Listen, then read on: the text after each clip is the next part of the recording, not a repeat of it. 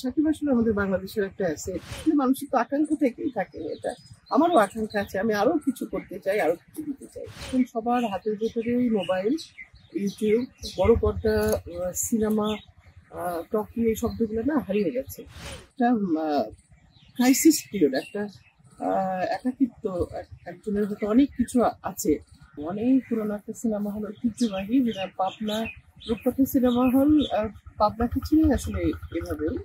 আরো অনেক অনেক কিছু আছে পাবনায়। তো তারপরে তারাও সিনেমা, আমার খালু যে ওনারও সিনেমা হল ছিল, যার কারণে এই সিনেমা হল আর সিনেমা, এই জিনিসগুলোর সঙ্গে ছোটবেলা থেকে বেড়ে ওঠা। এবং এটা আসলে একটা আহ, ব্যবসা বলো বা সংসার বলো, সবকিছু পেরিয়ে আমার মনে হয় যে এটার মধ্যে আসলে নিজেকে কিরকম ভাবে যেন একটা আবিষ্কার করা যায়, যে একটা 3 ঘন্টা বা 2.5 ঘন্টার মধ্যে একটা পুরা জীবন কাহিনী, একটা সমাজ ব্যবস্থা, সবকিছু বুঝে যায়। আসলে আমার লেখালেখি করতাম, নাটক পরিচালনা করতাম, অনেক কিছুর সঙ্গে জড়িত ছিলাম। পরে আমার মনে হলো যে একটা সুন্দর একটা কাহিনী উপস্থাপন করা প্রয়োজন, যারা আহ, মানে যে আমার সপ্তাহের যে কাহিনীটা নিয়ে এটা ছবিটা করা হয়েছিল, অন্ধকার জীবন। আসলে কেন মানুষ অন্ধকার জীবনে আসে, এইটাকে পর্দার সামনে তুলে ধরা আসলে একটা দুঃসাহসিক ব্যাপার ছিল। তো আমি এটাকে সাহসিকতার সাথে আমি এটাকে নিয়ে এসেছি, এবং মানুষকে আমি বুঝাতে সক্ষম হয়েছি। যারা দর্শক, তারা খুবই সুন্দরভাবে এটাকে গ্রহণ করেছে এবং এটা সফল হয়েছে। এটাই আমার অনেক বড় একটা প্রাপ্তি, সার্থকতা। এখন সবার হাতের ভেতরেই মোবাইল, ইউটিউব, বড় পর্দা, সিনেমা, টকি, এই শব্দগুলো না হারিয়ে গেছে। আমার মনে হয়েছে যে সিনেমা হলগুলো যারা মালিক, তারা সবাই বন্ধ। আমাদের অনেক সিনেমা হল ছিল, সেগুলো সবই প্রায় বন্ধ। এটাকে স্মৃতিস্বরূপ রেখে দিয়েছে রূপকথা সিনেমা হলকে।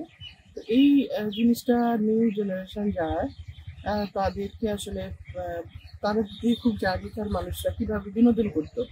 তারপরে সিনেমার যে অবস্থা, ছবি করে সেই জিনিসগুলাকে মানে ব্যবসায়িকভাবে সার্থক হচ্ছে না হল মালিকগুলো। তো আমি চেষ্টা করেছি যে আসলে সিনেমার এই যে অন্তরাত্মা বা সপ্তাহে যে সফলতা, এই অন্তরাত্মা আমি ঠিক ওই আঙ্গিকে আমি নিয়ে এসেছি, যাতে সিনেমাটা হারিয়ে না যায়।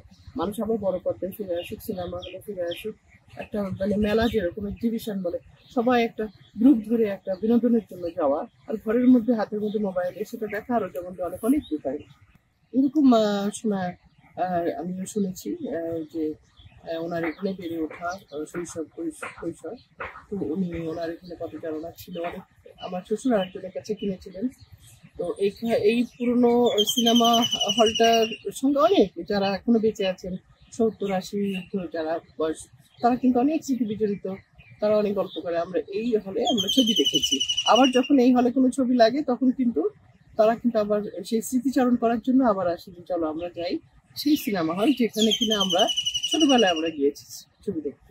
প্রযোজক আসলে এটাকে একটা ভালোবাসা, এটা একটা আন্তরিকতা।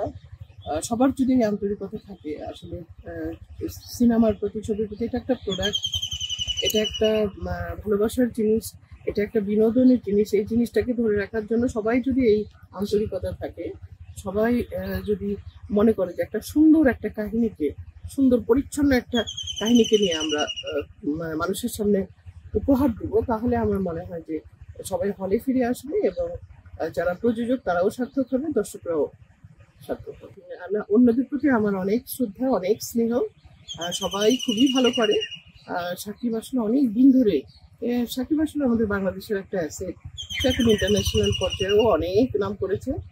এবং সাকিব ছবি মানেই, যারা একদম রুট লেভেলের থেকে শুরু করে আপার লেভেল পর্যন্ত, ও আচ্ছা সাকিবের ছবি, তাহলে দেখতেই হবে, শূন্য থেকে শিক্ষা। একদম সেই কারণে এমন একটা মানুষের মনে ওর একটা স্থান হয়ে গেছে, যেরকম আমাদের উত্তম সুচিত্রা জুটি বা উত্তম, বা আমাদের বাংলাদেশের একটা অনেক বড় একটা অ্যাসেট।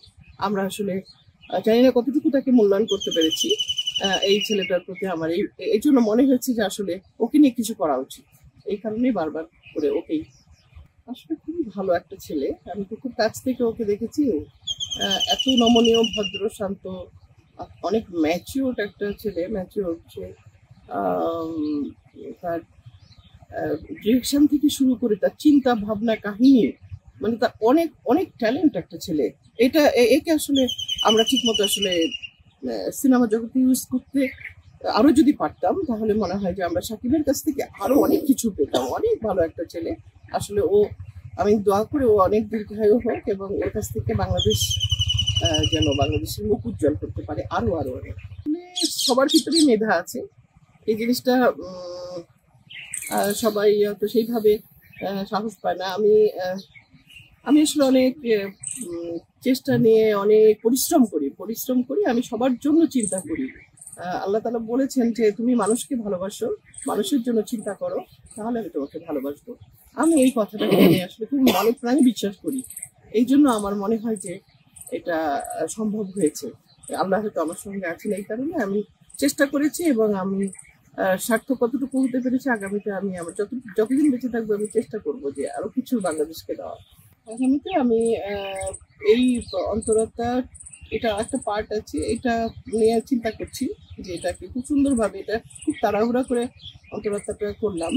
ফার্স্ট পার্টটা, সেকেন্ড পার্টটা নিয়ে একটু সময় নেব, কাহিনীটাকে খুব সুন্দর করে চিন্তা করে তারপরে চিন্তা করবো আস্তে আস্তে করে এই প্রোডাকশন থেকে কিভাবে আমরা আরো অনেক অনেক ছবি নিয়ে আসতে পারি, সুন্দর কাহিনী যেগুলো মানুষ দেখতে পারবে, পছন্দ করবে, দর্শক জনপ্রিয়তা পাবে। একটা ক্রাইসিস পিরিয়ড, একটা একাকিত্ব, একজনের হয়তো অনেক কিছু আছে, সেই ছেলেটা ছোটবেলায় যে কোনো কারণে সে একা হয়ে গেছে, তার সবই আছে, মাঝখান থেকে ছেলেটাকে গাইডলাইন নাই। এই কিভাবে গাইডলাইনটা, অনেক অনেক সার্কেল আছে, সেই সার্কেলগুলো তাকে হয়তো অন্য পথে বিপথে নিয়ে যাচ্ছে, চেষ্টা করছে, তাকে মিসইউজ করছে। এই জিনিসটাকে কিভাবে সে আবার একটা গতিতে ফিরে আসলো, এইটা নিয়ে মোটামুটি একটা কাহিনী। এবং এইটা থেকে আসলে একটা মেসেজ পেয়ে যাবে আমাদের নিউ জেনারেশন যে আসলে মেশার ক্ষেত্রে আসলে অনেক সচেতন হতে হয়, বিশ্বাস করো, কিন্তু সেই বিশ্বাসটা একটু চিন্তা ভাবনা করে করো। দর্শকদের প্রতি অনেক শ্রদ্ধা, অনেক আহ, ভালোবাসা নিয়ে বলছি, আপনাদের অনেক ভালো লাগবে যদি আমরা ঈদে, আমাদের আস্থা আছে যে আমরা এটা মুক্তি দিব। তো যদি আমরা ছবিটা মুক্তি পাই, তাহলে আমার বিশ্বাস যে দর্শকদের খুব ভালো লাগবে। বললাম একটা কথা একটু আগে যে আমি যতদিন বেঁচে থাকবো ততদিন আমি ক্রিয়েটিভিটি দিয়ে বেঁচে থাকবো, চেষ্টা করব আমি আরো কিছু দেওয়ার চেষ্টা করব। আসলে মানুষের তো আকাঙ্ক্ষা থেকেই থাকে, এটা আমারও আকাঙ্ক্ষা আছে, আমি আরো কিছু করতে চাই, আরো কিছু দিতে চাই।